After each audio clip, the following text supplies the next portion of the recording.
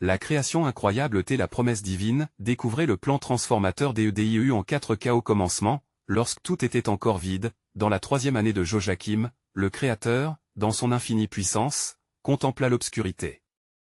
Les cieux n'existaient pas, la terre était un chaos sauvage, sans forme. Puis, avec un souffle divin, sa voix résonna, ordonnant la lumière d'apparaître. « Que la lumière soit » s'exclama-t-il. Et la lumière jaillit, repoussant l'obscurité, révélant l'immensité des cieux. Les étoiles, comme des diamants parsemés sur un velours noir, scintillaient sous sa main. Dieu façonna la terre, sépara les eaux et la fit fleurir d'une vie vibrante. Dans ce jardin, élancé entre rivières scintillantes et montagnes majestueuses, Adam émergea, modelé de la poussière. Le premier homme, encore imprégné de l'argile sacrée, était un reflet de l'image divine. Dieu insuffla son souffle dans ses narines, et Adam devint un être vivant, parfait dans sa création. Puis, voyant qu'il n'était pas bon pour Adam d'être seul, Dieu plongea Adam dans un profond sommeil. Prenant une de ses côtes, il façonna Ève, la première femme. Son doux visage rayonnait de beauté, et ses yeux brillaient de curiosité.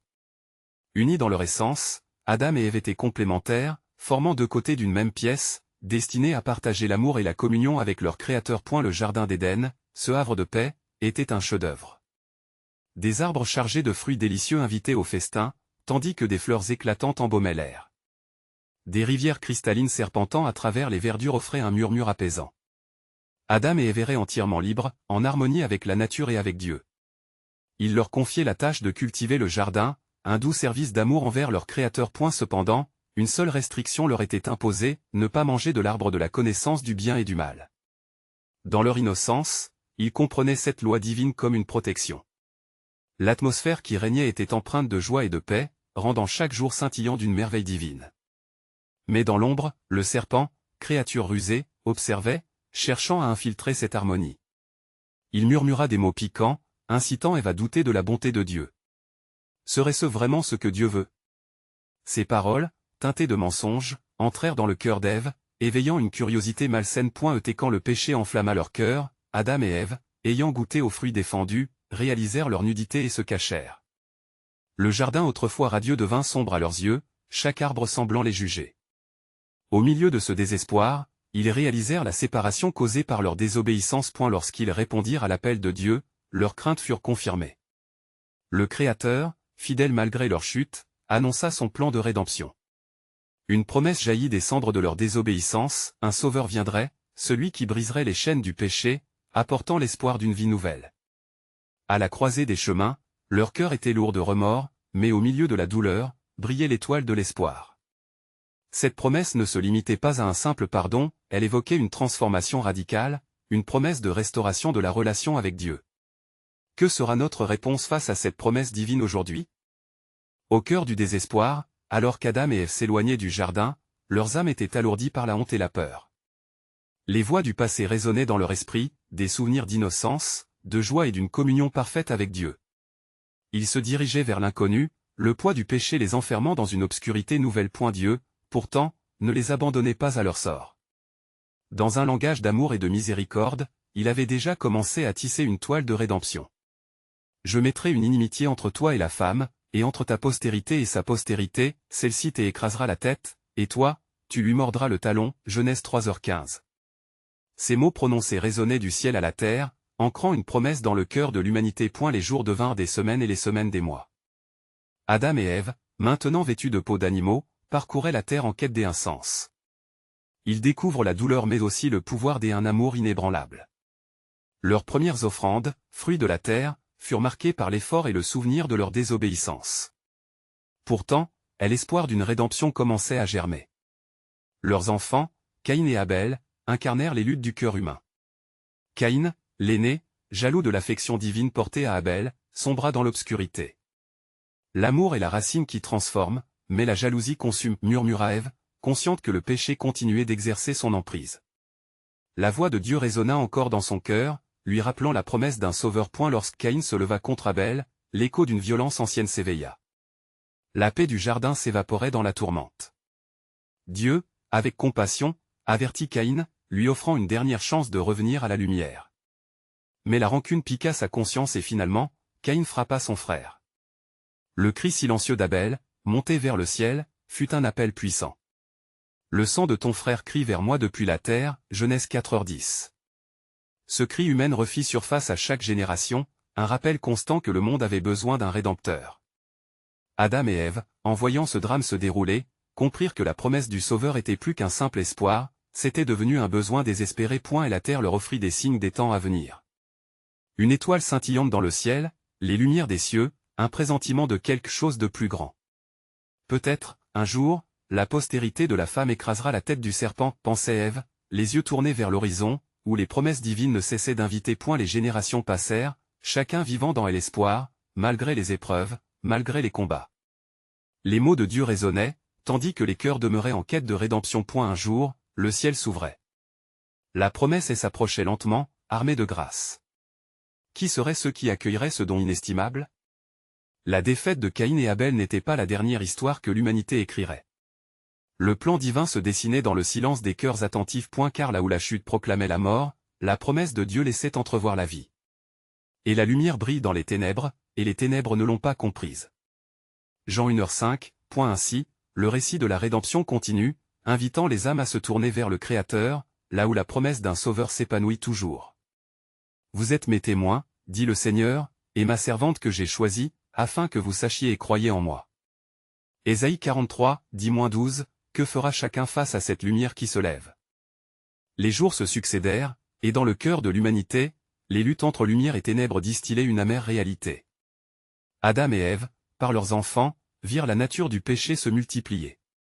Caïn errait dans le poids de sa culpabilité, tandis que Abel, bien que mort, demeurait une voix silencieuse que la terre portait en elle. Il se sentait perdu dans une marée de souffrance, rappelant à l'esprit des Adam et Ève leur propre désobéissance, et la déception si profonde envers le plan divin. Les temps prenaient une tonalité difficile. Les descendants d'Adam et Ève se dispersaient, chacun s'éloignant davantage de la communion parfaite qu'ils avaient connue. Leurs larmes, fruits d'une désespérance lancinante, devenaient une mélodie pour le ciel. Dieu scrutait cette scène, non avec colère, mais avec une compassion infinie. Cela faisait partie de son plan. Un jour, alors qu'une nouvelle génération émergeait des décombres du péché, un homme nommé Seth vit le jour. Bien qu'il fût enfanté dans la douleur, ses parents trouvèrent en lui un espoir.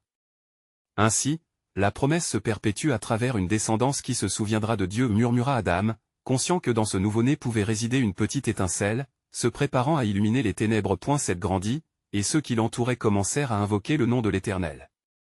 C'était un cri, une élévation de cœur à la recherche de leur Créateur, marquant un tournant dans l'histoire humaine. Quand la lumière s'éveille dans les cœurs, un nouvel espoir peut jaillir, se disait Ève, voyant son fils marcher avec assurance sur le chemin de la foi. Le récit de Seth ne dura pas sans épreuve. Sa lignée fut éprouvée par la tentation et la souffrance. Mais au milieu des dysfonctionnements et des esquisses de la rébellion, un mystère couvait. La promesse d'un Rédempteur continuait d'être un phare inébranlable. Je vous enverrai un Sauveur, continuait d'annoncer la voix silencieuse de l'Éternel au cœur repentant. À travers les âges, les hommes versaient des offrandes, cherchant à apaiser une colère qui n'était jamais dirigée contre eux. Les sacrifices, hélas, ne faisaient qu'évoquer le besoin d'un sacrifice ultime. Les récits d'ancêtres émaciés par leurs péchés creusaient des vallées de désespoir, mais dans chaque crypte de douleur, une promesse de rédemption fleurissait encore. Les générations passèrent de nouveau. La terre, couverte d'ombre et de lacérations, semblait se languir de sa propre guérison. Regardez vers l'horizon, là où le ciel et la terre se rejoignent, disait Adam à ses descendants, une étoile surgit dans notre obscurité. Chaque caresse de la brise portait un murmure divin. Dans ce climat de désespoir et d'espoir, l'Éternel avait un plan, un dessein ultime. En arrase les fondations de la rédemption, il préparait un chemin à travers la descendance de Seth, une lignée émergera, et là, au milieu des ténèbres, je ferai surgir une lumière, avait promis celui qui est fidèle. Et la narrativité divine se poursuivait dans une constance éblouissante. Alors que les cieux s'ouvraient, une douce mélodie chuchotait à ceux qui avaient des oreilles pour entendre. Et lorsque le moment sera venu, la promesse ne tardera pas à s'accomplir, disait le Seigneur à son peuple, établissant une vérité indélébile, il n'est rien d'impossible pour moi. Luc 1h37. Qui parmi vous se lèvera pour suivre la lumière des promesses divines alors même que la nuit enveloppe encore la terre? Les années passèrent, et la lignée de Seth se développa, portant en elle les espoirs d'un peuple en quête de rédemption. Les enfants de Seth grandirent, des hommes et des femmes qui, comme leurs ancêtres, aspiraient à connaître le Dieu leur Créateur. Mais le poids du péché continuait de frapper leurs portes, les forçant à se tenir en équilibre entre la foi et le désespoir. Seth lui-même, alors qu'il regardait ses enfants jouer dans la verdure de son domaine, se remémorait la douleur des pertes passées. N'est-ce pas là, en eux, une promesse de renouveau, murmurait-il dans ses prières, portant le fardeau et l'anticipation ensemble. Les jours de sacrifice se succédaient, marqués par des larmes versées pour les iniquités passées. Ses enfants, Enoch et ceux qui devaient suivre, entendaient des récits d'un Rédempteur qui viendrait un jour pour guérir les blessures du monde. C'est dans cette atmosphère mélancolique qu'Enoch, avec un cœur fervent et une détermination silencieuse, se mit à prier.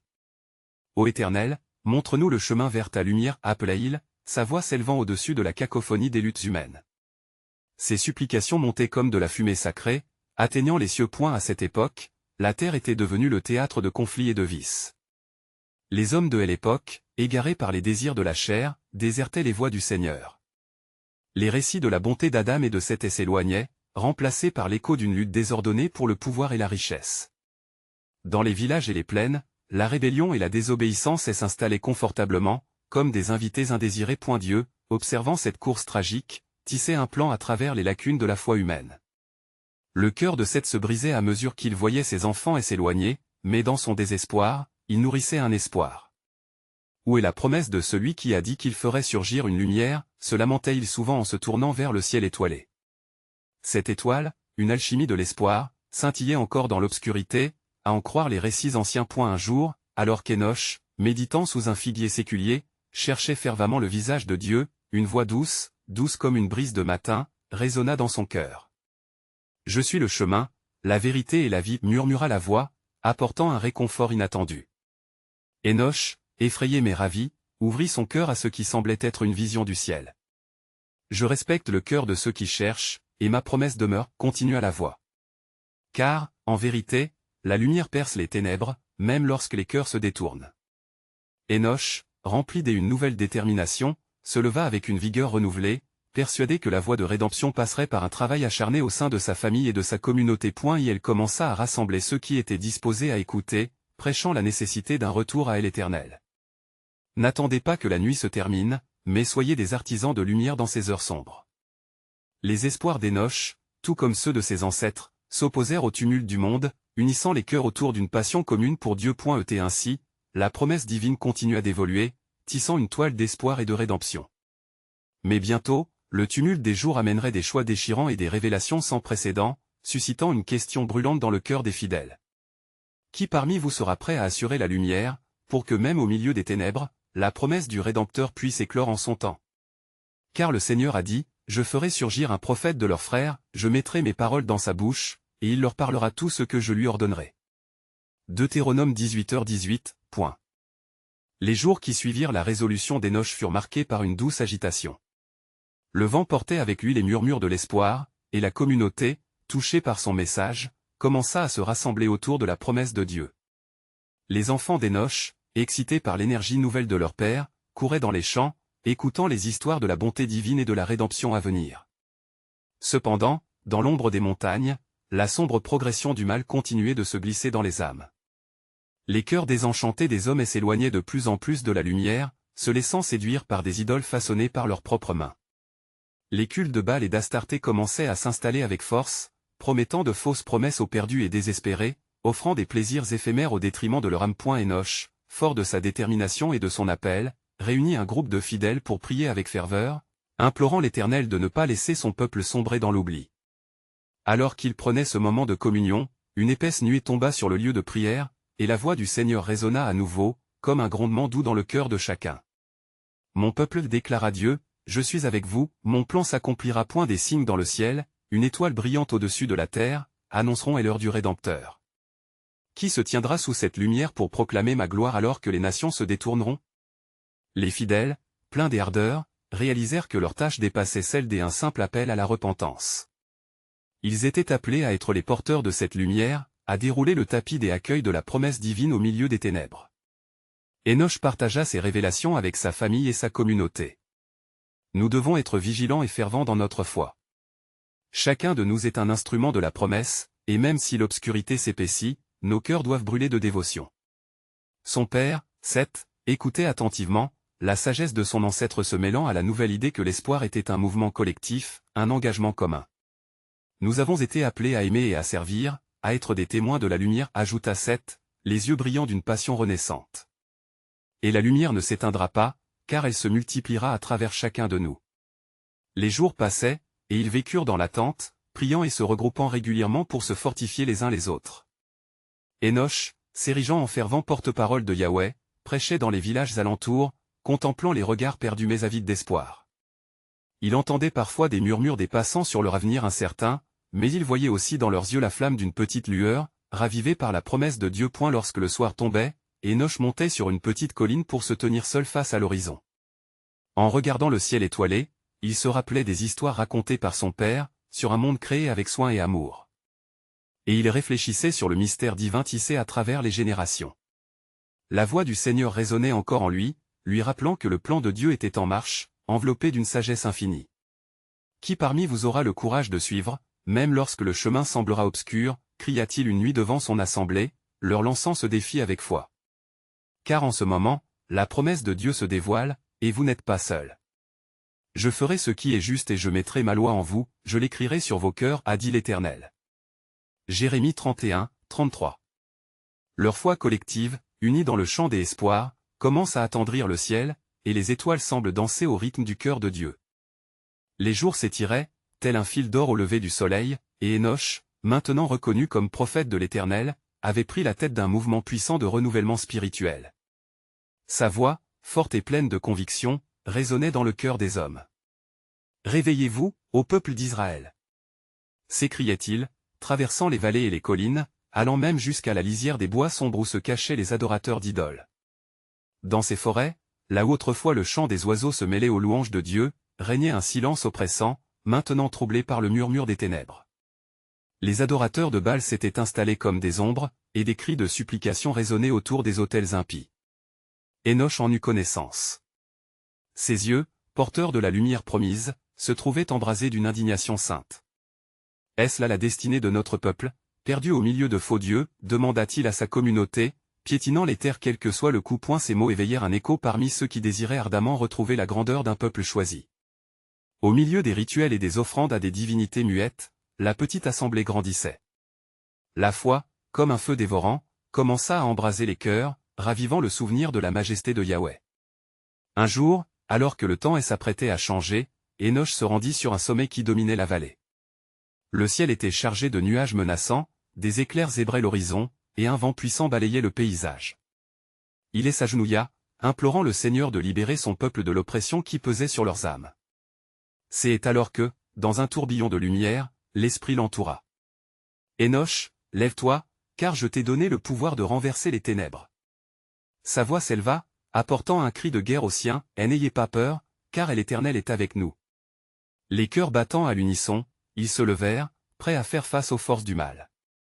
La nouvelle se répandit comme la flamme d'un feu dans les champs secs, Énoch avait reçu une mission divine. Ensemble, ils prirent des pierres, témoins de leur détermination, pour démolir les autels de Baal, brisant les chaînes des mensonges qui avaient emprisonné leur foi. Pour chaque idole renversée, un chant de louange à Yahweh s'élèvera du fond des vallées. Proclama Énoch, empli de l'ardeur du Saint-Esprit.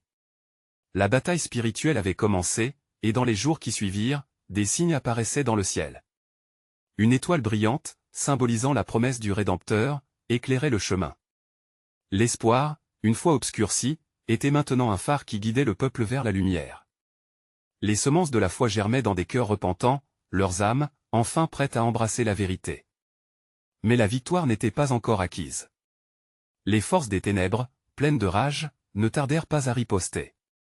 Les cultes rivaux s'organisèrent, menaçant d'écraser l'éveil spirituel. Énoch, conscient que chaque dirigé vers la lumière pouvait être une cible de plus, rassembla les croyants une fois encore.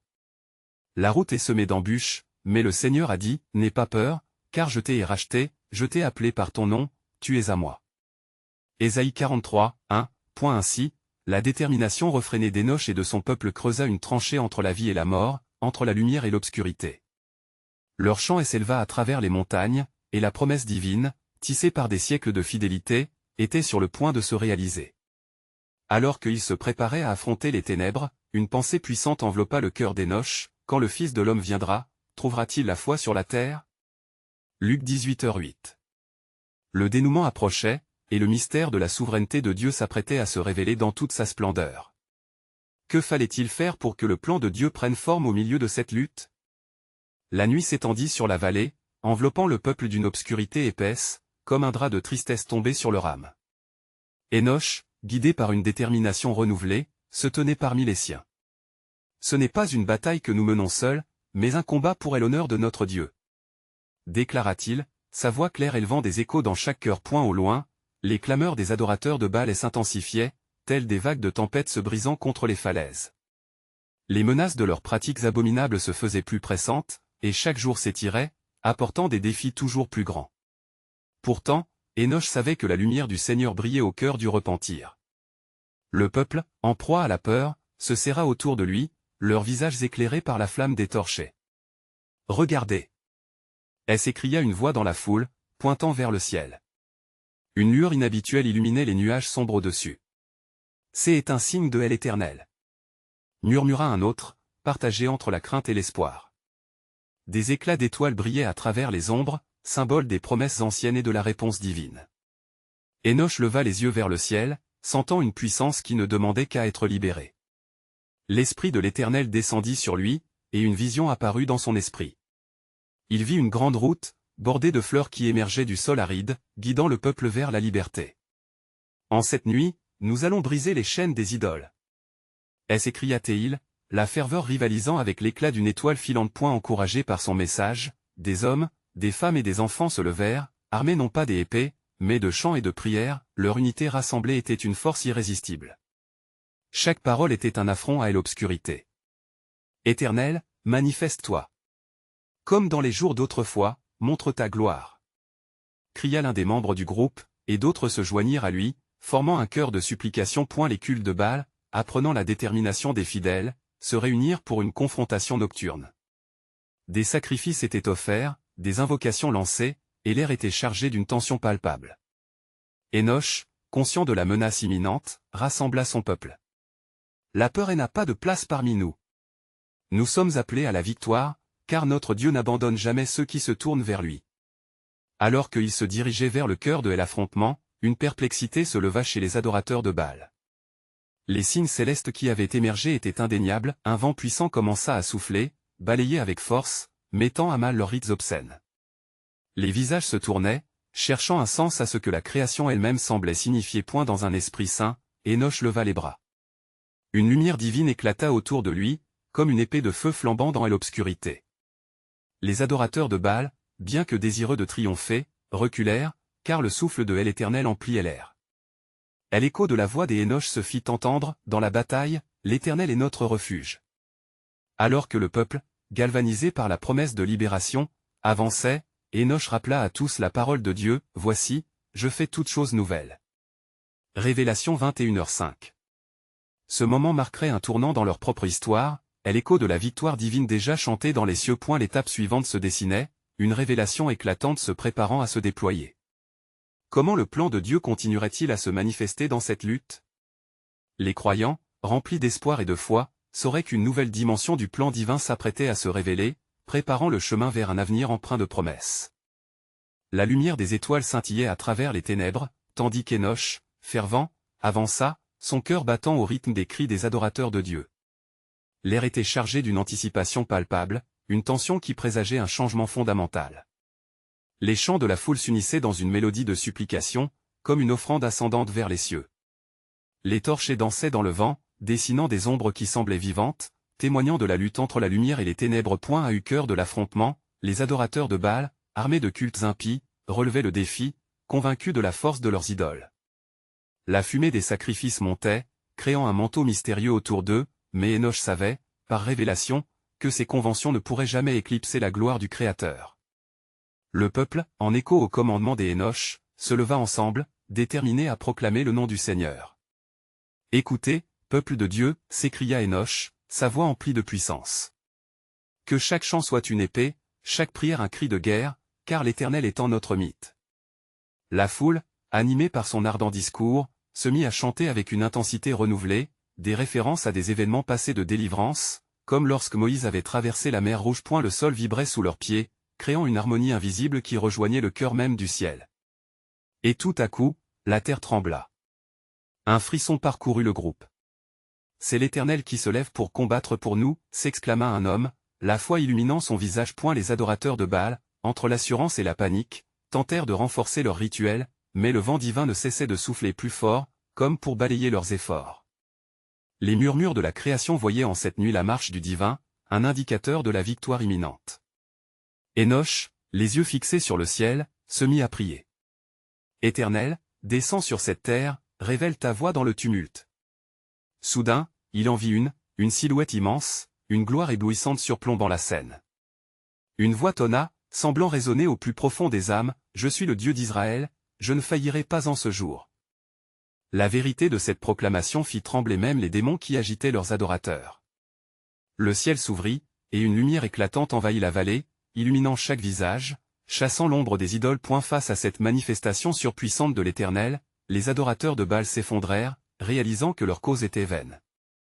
Leurs chants se turent, et la peur s'empara de leur cœur. Les fidèles, cependant, étaient dans un état d'extase.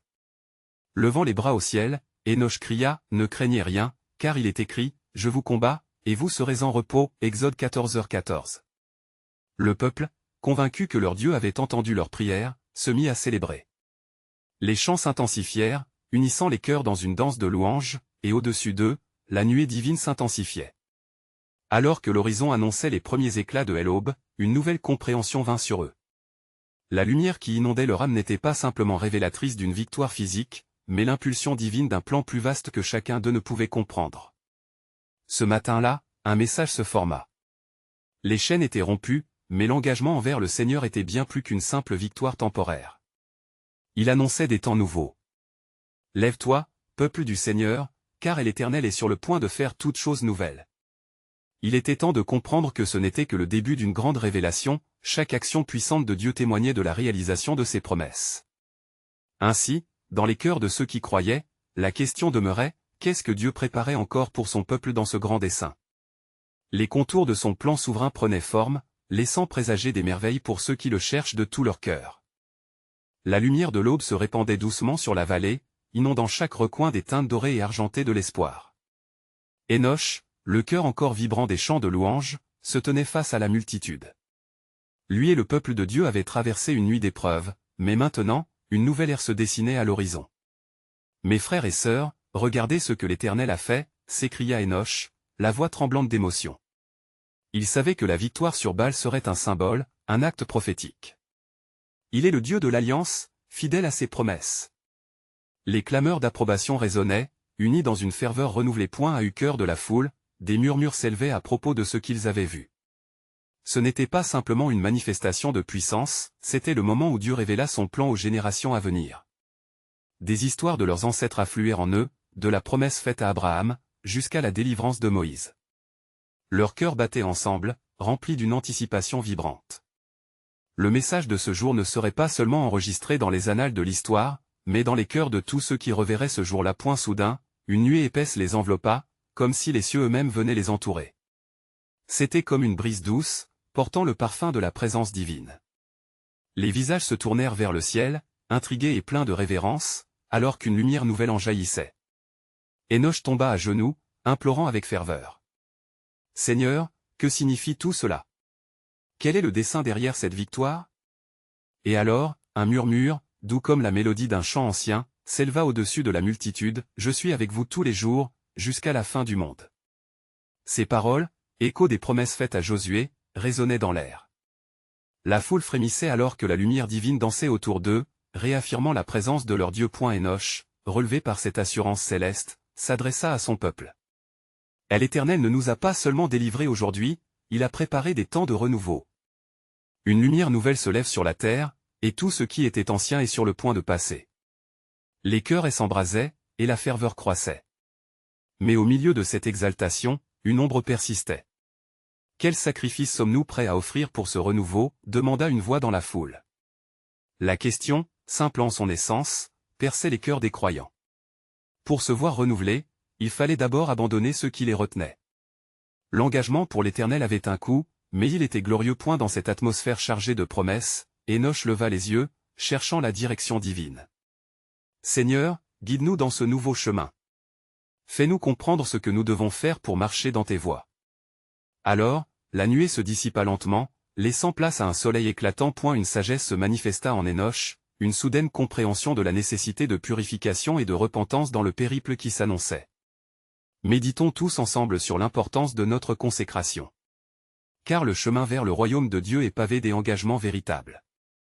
La multitude, inspirée, s'agenouilla, levant leurs mains, unis dans une ardente prière.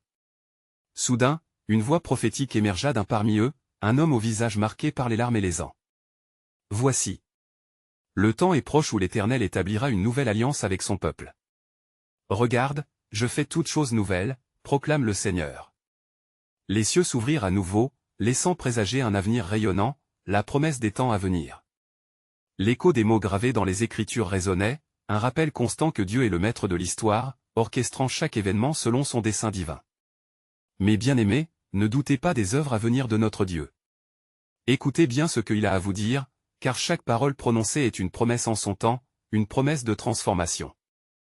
Et dans cette quête de compréhension, la question flottait dans l'air sacré, qu'est-ce que l'Éternel préparait pour son peuple au-delà de cette victoire, quel était vraiment le chemin vers un royaume renouvelé?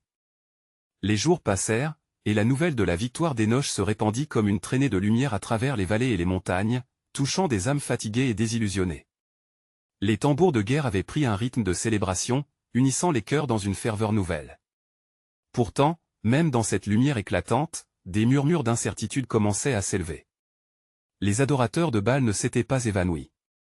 Au contraire, leur colère se cristallisait en une menace plus palpable. Dans le cœur de son peuple, Énoch discernait une agitation. « Écoutez, mon peuple !» s'écria-t-il lors d'une assemblée au crépuscule. « Ne croyons pas que notre victoire soit la fin de la bataille.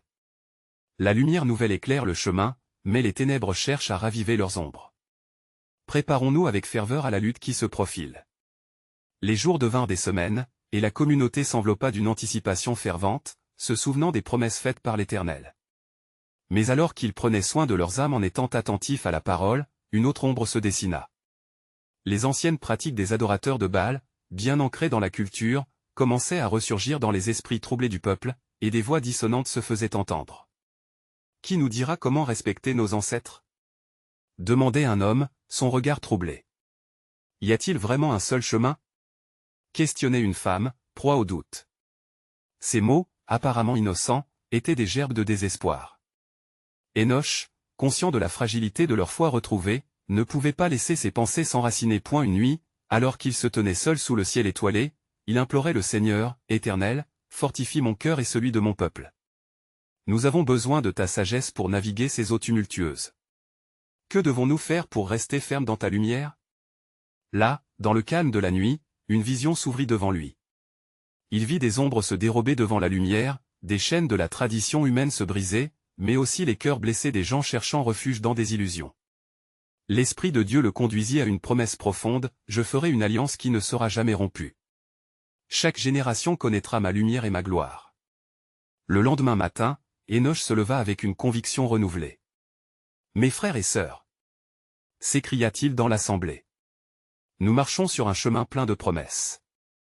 Dieu a promis de nous donner un cœur nouveau, mais cette transformation exige notre engagement. Soyons des serviteurs de lumière, et ne laissons plus le doute nous envahir. » Ce jour-là, ils se réunirent sous un grand chêne, entourés des témoignages des ancêtres. Les récits de la puissance et des promesses du Dieu des Israël étaient évoqués haut et fort, rappelant à chacun d'eux la foi de leurs ancêtres. « N'oublions jamais ce qu'il a fait pour notre peuple. » clama Énoch, élançant son bras vers le ciel. « Écrivons ces histoires dans nos cœurs et partageons-les avec nos enfants. » La ferveur grandissait à mesure qu'il parlait. Chaque récit devenait une pierre pour construire un chemin solide vers la foi. Les promesses, telles des étoiles, brillaient dans leurs âmes, transcendant la peur et le doute. Mais comme ils s'embrasaient dans la lumière, une tempête se préparait à l'horizon. Les adorateurs de Baal, humbles mais déterminés, cherchaient à retourner ceux qui vacillaient. Une confrontation ne pouvait plus être évitée. Énoch, conscient des pièges du mal, convoqua un jour son peuple. « Préparez-vous à la bataille spirituelle qui vient. Nous devons prier, jeûner, et rester unis en toutes circonstances. Comme David a défié Goliath avec la foi, nous devons nous lever contre les défis qui s'annoncent. » Un silence respectueux enveloppa l'assemblée, alimenté par l'ombre d'une inquiétude partagée. Puis, à l'unisson, les voix se levèrent en une prière attendue, pleine de ferveur et de détermination. Éternel, notre Dieu, accorde-nous la force pour tenir fermement à ta promesse. Nous savons que malgré les adversités, tu es avec nous. Que nous soyons des témoins de ta vérité. Au cœur de cette prière, l'intensité montait. La confrontation avec les ténèbres était imminente, mais le peuple de Dieu était prêt à se tenir debout. Chaque larme versée, chaque supplication, était un pas vers la victoire éternelle. Et alors qu'Enoch voyait la ferveur de son peuple, l'Esprit murmura à son cœur, « Car je connais les projets que j'ai formés à votre égard, déclare l'Éternel, projets de paix et non de malheur, afin de vous donner un avenir et une espérance. » Jérémie 29, 11. Ainsi se leva une confiance renouvelée. La bataille pour la lumière serait une déclaration de foi, une aventure dans le plan souverain de Dieu, car l'histoire ne faisait que commencer. Qui parmi vous se lèvera pour marcher dans cette lumière, pour combattre pour l'avenir promis par votre Dieu? La promesse de Dieu brillait, rayonnante de mystères qui ne demandent qu'à être révélés.